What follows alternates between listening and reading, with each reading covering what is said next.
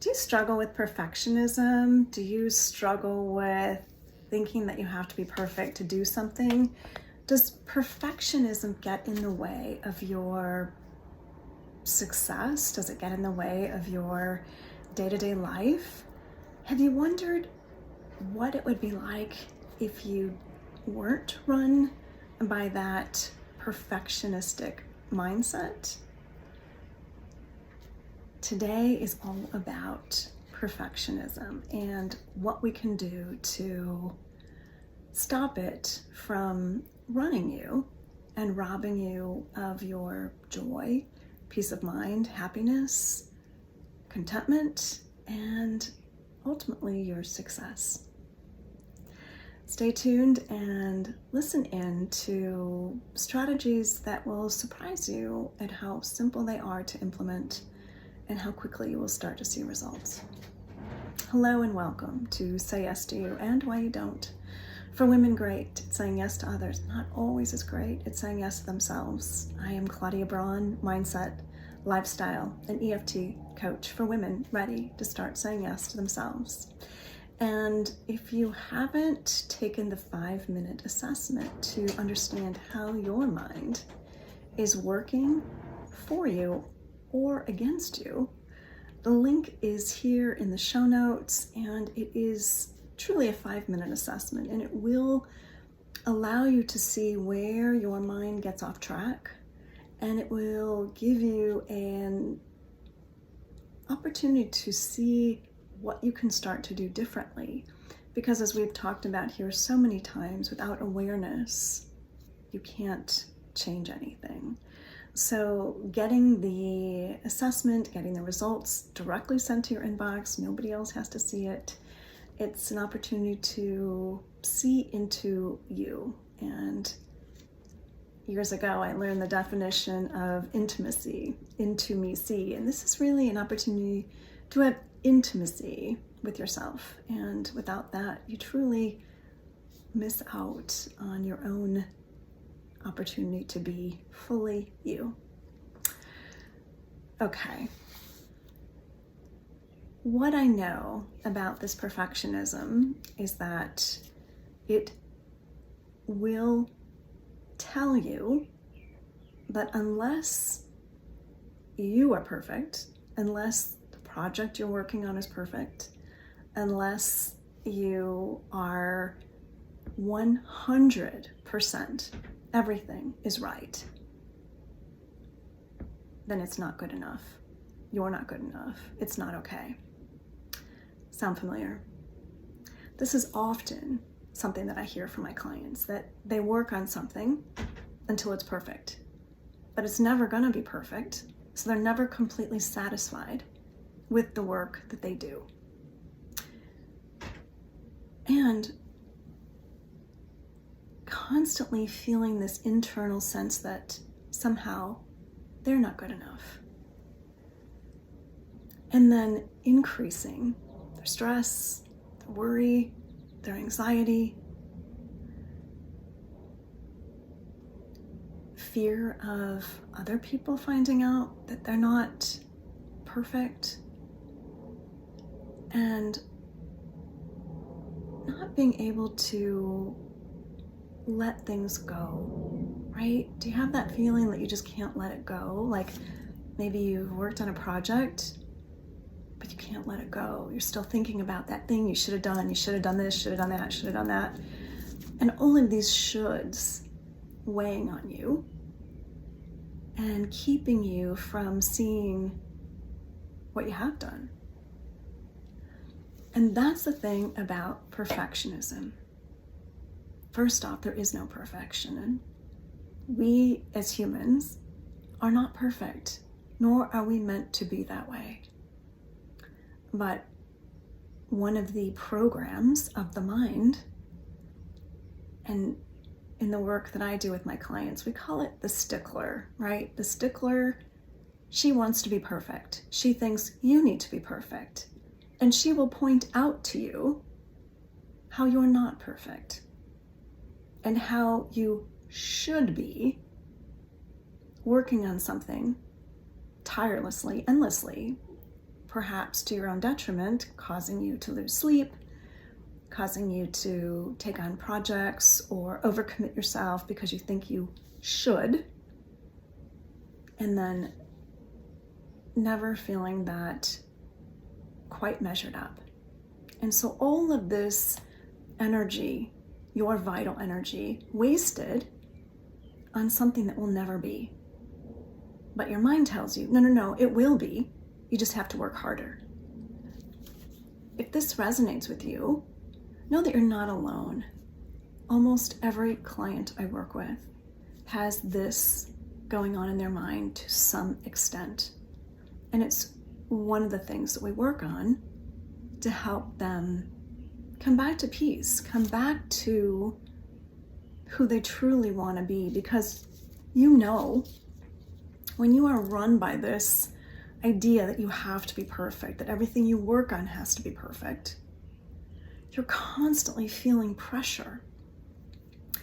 You're constantly feeling anxiety, stress. And maybe you notice, as a result, you have a lot of projects in your house, in your work situation, with relationships that just pile up, don't get done.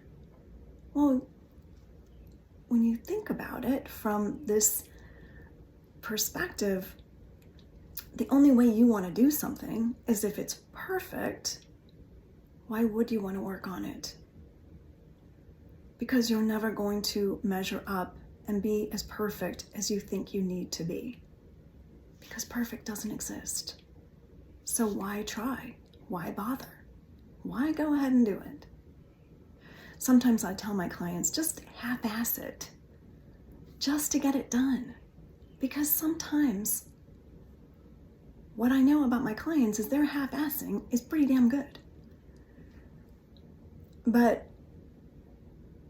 it comes down to this idea that you need to come to accept there is no perfect. And you can look at things you've done in your life and perhaps see the things that cost you your peace of mind, your happiness, your joy, maybe your health. I've seen clients lose their health over these kinds of ideas. Maybe you can see that as well. The cost of thinking you have to be perfect and working on something until it is perfect, and at the cost of not getting other things done because you had so much energy going into that. And sometimes clients have told me that they've worked on other people's stuff because they didn't think their stuff was good enough. So they fixed it for them, neglecting their own work. So keeping this mindset of thinking that you have to be perfect, what you put out has to be perfect, absolutely robs you of being able to enjoy what you are doing. Because you can see it comes at a cost. You can feel it comes at a cost. So always, the key to be able to turn something around is coming to a place of awareness, crystal clear awareness, clarity of what you are doing. You got to realize, you got to look through that lens and go, oh my gosh, call it out. You're doing it. Call yourself out. You're doing the perfection thing. Call it out for what it is. Because unless you call it out, it gets the room to fester and grow, and you allow that within you to be the way you have to operate in the world. And people will expect you're going to work on it until it's absolutely perfect at the cost to you. And so what is the antidote to this? Because this comes at a big cost, right? Stress, overwhelm, anxiety, worry, procrastination, because you find you can't ever have it perfect enough. So is that cost to you something that you would like to be free of? Would you like to live your life without that? would you like to live your life feeling that you could do something and know that it was good enough, that you could do something and feel satisfied? You could look at other people's work and say, that's their work. Would I have done it differently? Perhaps. Am I going to fix it for them? Not my job. Your job is doing the best you can and then letting it go. So I said to you in the beginning that I was going to offer you a strategy that is the antidote to this. First off, acknowledge whenever you are shoulding on yourself, you're off track. Because should is a judgment. And judging yourself is never going to get you to where you want to go. Judgment will always keep you feeling there is lack. There's something wrong with you. It's never going to be okay. Should is going to have you feel pushed down, closed off, stressed. So see how often you should on yourself. And that's a first place to start. Notice where the shoulds show up when you start working on something. Notice the voice in your head when you start working on something. Notice the voice in your head when you're going somewhere, getting dressed, looking at yourself in the mirror. Where does it show up the most? Everybody has a different area of their life where it's most intense. You know yours. And the major antidote to turn this around is the 80-20 rule. So what is the 80-20 rule? So it operates in two different ways. In this way, the 80-20 rule is 80% of the things that you do in your life have no need to be perfect. 80%. That's a lot.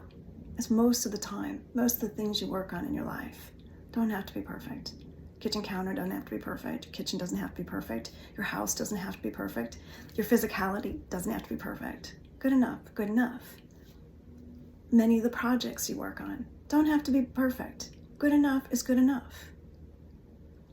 But there are 20% of the things where you're like, nope, this absolutely has to be perfect. These numbers have to be right. This project, for it to come to completion, these things have to be there. I have to get this done. I have to do this piece of research. It's absolutely essential to this piece. Whatever it is, the conversation that you need to have, getting to what is the perfect solution on that needs to happen. But that's only 20%. And then it really is coming to accept and to terms with what is the 80% of your life that you're perhaps making needing to be perfect, that doesn't need to be, and what's the 20% that does need to be perfect. And what clients tell me is that when they implement this, they have so much more time left in their day because they're not spending endless amounts of time on things that don't need to be perfect, right? Documents that don't need to be perfect, emails that don't need to be perfect, things that can just be communicated simply, things that can be just put out as they are. So maybe you need to make a list of those things in your day that you take care of and consider where you are making them more important than they need to be. Because when your level of importance on something doesn't match your true values on it, you will always find unhappiness. You will always find yourself wanting, feeling bad. Putting the time and the energy into things that really matter to you, not somebody else that is something that they've put on you, but something you really value and you want to invest in. Let that be where you put your 20%. And where internally you know, no, this has to be. I know personally I wasted time on things that definitely didn't need to be perfect. And implementing this has just been such a game changer, and it is for my clients. So I would love to hear what happens for you when you start to implement this 80-20 rule of 80% of the things in your life that you've given energy to, said has to be perfect, spent all your time on, and then have a backlash of all these things you haven't taken care of because you know you can't do them perfectly, or because you're spending all this time over there, you don't have time to even get to those other things. I know I had a guy work on a project in my house. It didn't need to be perfect. It just needed to be good enough. And he spent so much time on that project that he never got to the other stuff. And I thought, this is what happens when you have that perfectionistic mindset. You don't allow yourself to really take care of the things that need to be taken care of. So it takes consideration. It takes a pause. It takes a willingness to not be so barrelhead you think you know. Because the antidote to being able to make changes in your life is to be able to be open to the question and say, I don't know. When you automatically say, oh, I already know, you block yourself off from discovering what you don't know. So I was talking to my niece the other day, and she has a teenager, and you know the teenager mindset is they already know. You can't tell them anything, right? And that's what she was saying about her son, that, kiss of death if she mentions anything that tells him he needs to do something. And I think that's what happens, right, in the mind is it's like a teenager mindset. It's like, no, I already know. But I guarantee there is an aspect of your mind that you don't know. This happens to me every time when I sit down to meditate. Well, okay, that's an exaggeration. Many times when I sit down to meditate, that I'll get an answer that I didn't think about. In fact, there was something I was kind of grappling with, and I was pretty certain it had to go a certain way. But it wasn't working out. And when I sat to meditate and I heard the answer, I thought, oh my gosh, why did I think of that? Because I was really set that that was the way it was supposed to go, the other way. So, the willingness to suspend your disbelief is very powerful. Consider it, right? Consider what you don't know. So much that you don't know about what's to be or what people are supposed to do in your life, because it's easy to get attached to what you think somebody else should do, even what you think you should do. Like I said, those shoulds, they get us in the trouble. So when you're willing to take a pause and go, you know what, I don't know how this is supposed to go. Help me to see this rightly. Universe, God, higher source, trees, whatever you believe in, know that there is something bigger than you. And really being willing to ask for guidance on these situations, these sticky situations, so that you can really surrender to this 80-20 rule without feeling yourself being like forced into anything. Because it's really a very gentle surrender of knowing that the way you're doing things isn't working. That's all you have to know. The way you're doing things isn't working. It's causing you stress, anxiety, overwhelm, too much procrastination. Stuff is piling up. You're not getting stuff done because if you can't do it perfect, you don't want to do it at all. And it's robbing you of joy. That's all you need to know. And you go, okay, help me to see something different. Help me to do something different. Help me to implement this 80-20 rule. And what might happen? Call out that stickler in you who wants things to be perfect, because I guarantee there is a stickler in there who is robbing you of your joy. I look forward to hearing your comments on this. I know how valuable it is when you start to implement this, and I've seen it in multiple clients' lives. I've seen it in my own life. Much power here. So tell me how it works out for you and what you're learning. Thank you for being with me today. Do take the 5-minute assessment so that you can understand your mind and get an opportunity to start shifting things and turning them around. I'm Claudia Braun, Mindset, Lifestyle, EFT coach for women ready to start saying yes to themselves. Thank you for being with me on Say Yes to You and Why You Don't. I will be with you next week. Look forward to joining you then. Bye now.